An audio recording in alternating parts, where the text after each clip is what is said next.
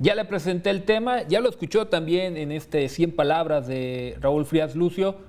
Esta situación que se vive entre Morena y el INE es llamativo, pero también debe de preocuparnos. Es decir, ¿hacia dónde va a derivar todo esto? ¿Las amenazas del dirigente nacional de Morena se pueden transformar en algo que quieran ejecutar desde la Cámara de Diputados?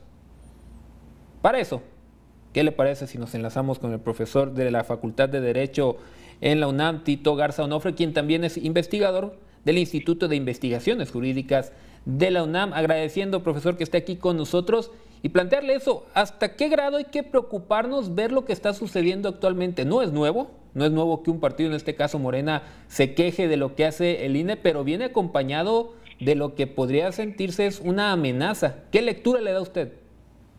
Claro que sí, Francisco, gracias primero que nada por la invitación, un saludo a ti y a todo tu auditorio.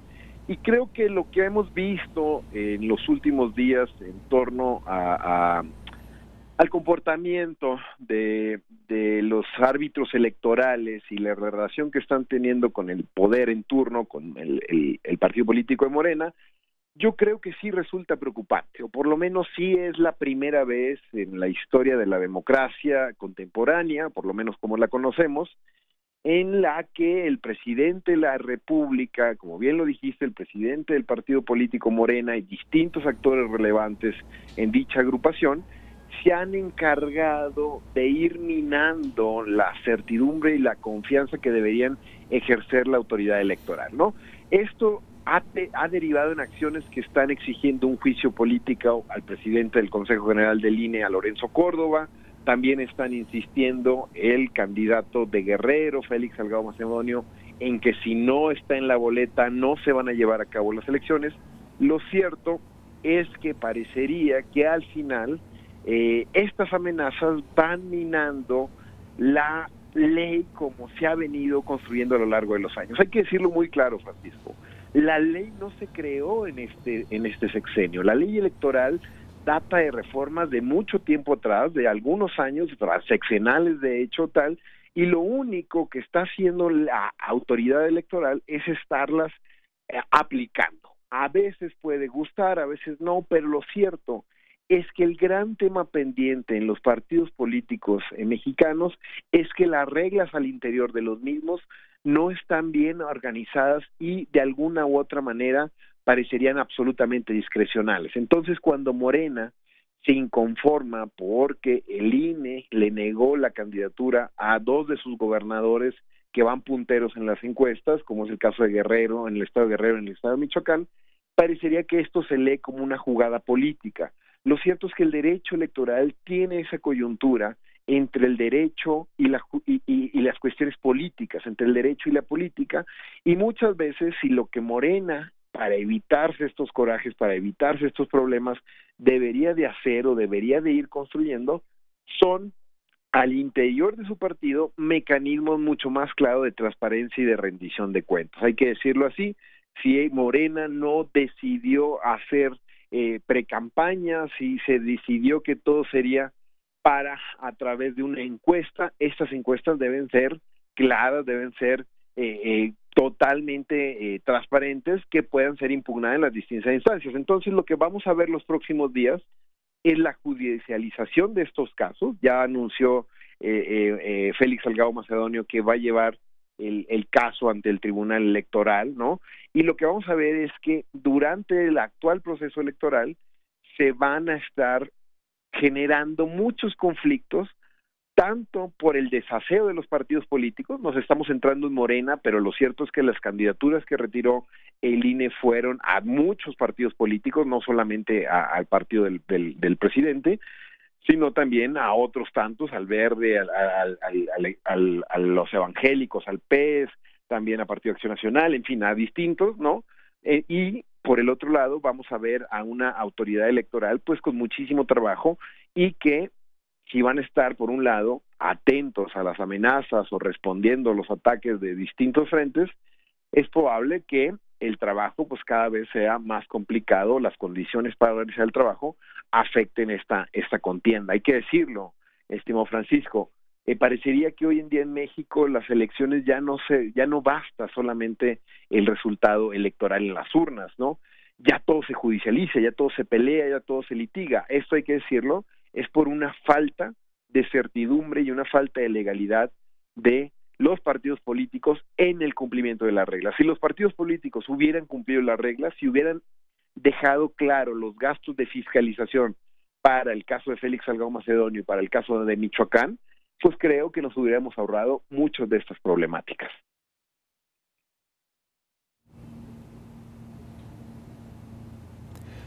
Lo llamativo aquí, profesor, es como siempre hablan, ¿no?, los partidos de la legalidad, que ellos se apegan a la justicia y que cuando ya no les gusta algo, pues todo es injusto y todo quieren hacerlo, sí, vía legal, pero entorpeciendo o de alguna forma afectando todo lo que es un proceso democrático, que al final de cuentas es lo que se intenta hacer desde el instituto. La imagen del INE, ¿cómo cree que resulte después de esto? Porque ya los mensajes se han dado, ya sabemos que hay mucha gente que simpatiza con Morena, pero ya lo señaló usted, son otros partidos que también les bajaron sus candidatos y que la gente obviamente va a señalar, a dirigirse hacia el INE, les va a apuntar y va a decir, ellos fueron los malos de esta historia. Al término de este proceso electoral, ¿cree que las dudas hacia el instituto y sobre todo los cuestionamientos aumenten y la gente pierda más la confianza en un instituto de por sí ya desgastado por las últimas elecciones presidenciales? Es una gran pregunta, Francisco, y la lectura que haces es bastante acertada.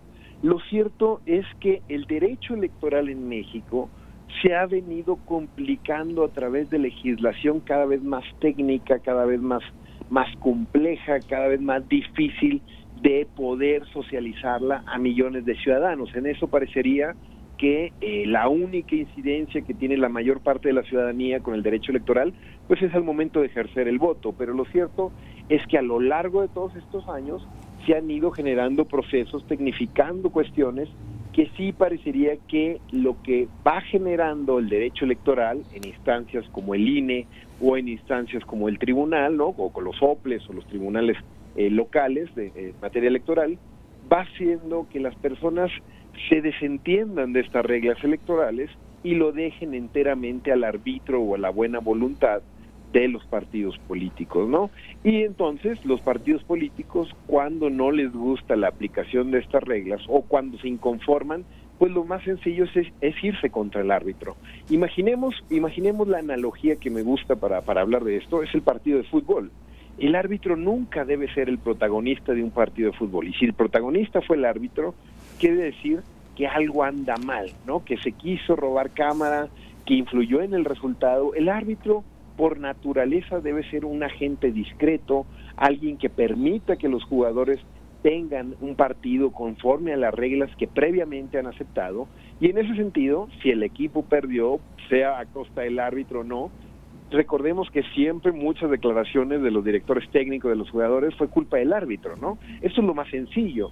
Parecería que en esta democracia tan técnica, tan sofisticada, con muchas reglas en materia electoral, lo sencillo va a ser golpear al árbitro, y lo más preocupante, como ya lo hemos visto en días anteriores, con distintos líderes de opinión y con distintos actores políticos, parecería que lo que exigen es una desaparición del INE, ¿no? Es un borrón y cuenta nueva, es la refundación, y ahora hay que dejarlo muy claro, hay que decirlo de manera contundente, no por el solo hecho de borrar instituciones, no solo el puro hecho de creer que vale la pena empezar otra vez de borrón y cuenta nueva, esto va a generar mejor certidumbre o mejores condiciones democráticas de manera inmediata.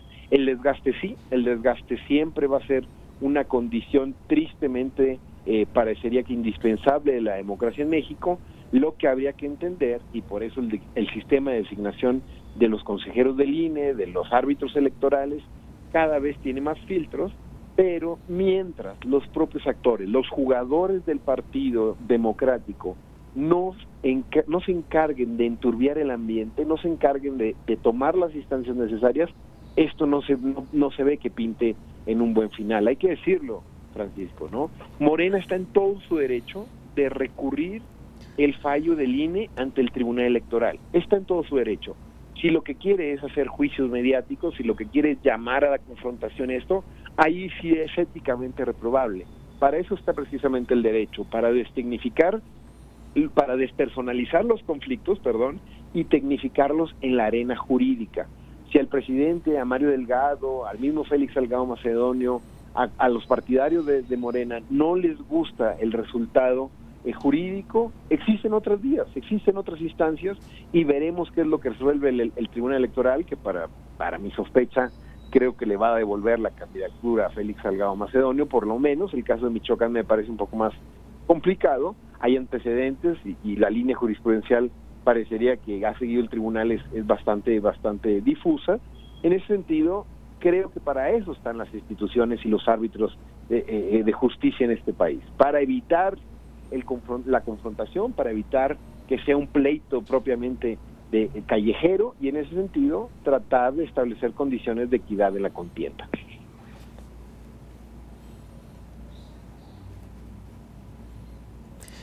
Y mientras estamos hablando de lo que es la previa, profesora, lo que es incluso el proceso electoral para algunos, lo que son los preparativos antes de que lleguen las elecciones, una vez dadas las votaciones, algo ha sucedido también, al menos en la memoria reciente del país, debe de estar muy presente en muchas entidades respecto a qué pasa después, y esto nos lleva a cuestionar nuevamente el tema electoral. ¿Dónde se está ganando actualmente un cargo? ¿Dónde se está obteniendo la victoria de algunos candidatos? ¿Se obtuvo en las urnas o cree usted que ya se obtiene en los juzgados a través de las quejas, de las impugnaciones? En realidad, ¿hasta dónde está funcionando votar? Y en realidad, ¿dónde funciona lo que señalaba usted, la parte jurídica? Claro, es una línea muy difusa, es una línea muy delgada el que separa el derecho de la política, hay que decirlo, ¿no?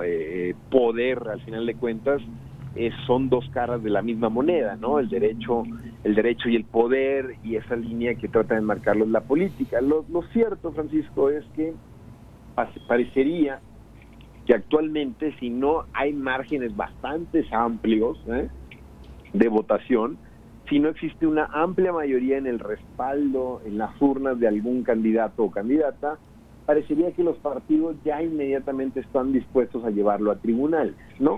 Y por eso, Francisco, y das en el clavo con esta reflexión, es muy importante conocer a quiénes son nuestros árbitros. Casi nunca importa, y nos centramos muchísimo más en la contienda electoral, en las campañas y demás, pero, como decía hace unos momentos en tu segunda pregunta, la tecnificación del derecho electoral, el llevar a cabo tantas y tantas cuestiones sobre las reglas del juego, en ir cada vez enredando muchísimo las reglas, ¿no?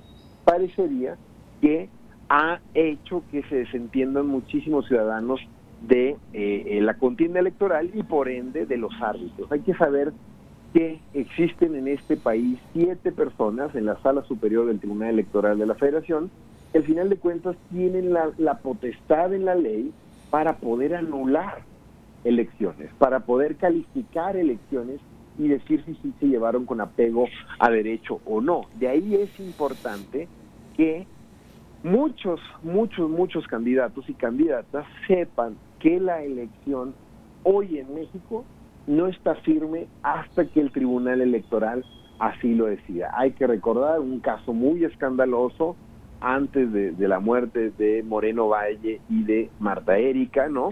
La elección en Puebla fue impugnada y estuvo a un voto de ser anulada, ¿no? Y esto causó conflictos al interior del tribunal, causó muchos problemas al interior de la justicia electoral, y al día de hoy parecería que estamos en un escenario un poco similar, ¿no? Habrá que tener muy en cuenta que el papel de los árbitros en esta democracia, que el papel de los árbitros de esta conjuntura resulta fundamental, y por eso hay que analizar sus sentencias, hay que analizar sus fallos y sobre todo estar al pendiente de sus decisiones. Entonces, con esto cierro esta participación.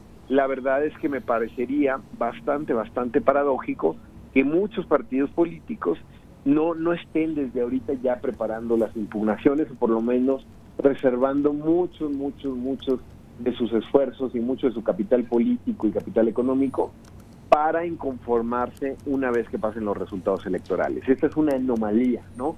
La inconformarse o llevar a litigio los procesos electorales democráticos debería ser una excepción, y parece que hoy en día en México es la regla, y por eso resulta fundamental conocer quiénes son nuestros árbitros electorales, nuestros magistrados y nuestras magistradas, nuestros consejeros y consejeras en el INE.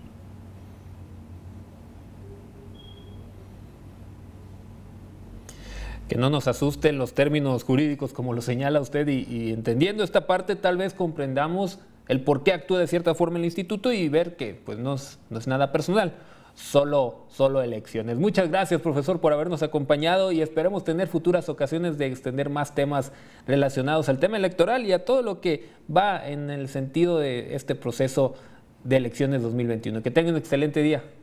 Gracias, Francisco. Estamos a la orden. Un saludo a todo tu auditorio.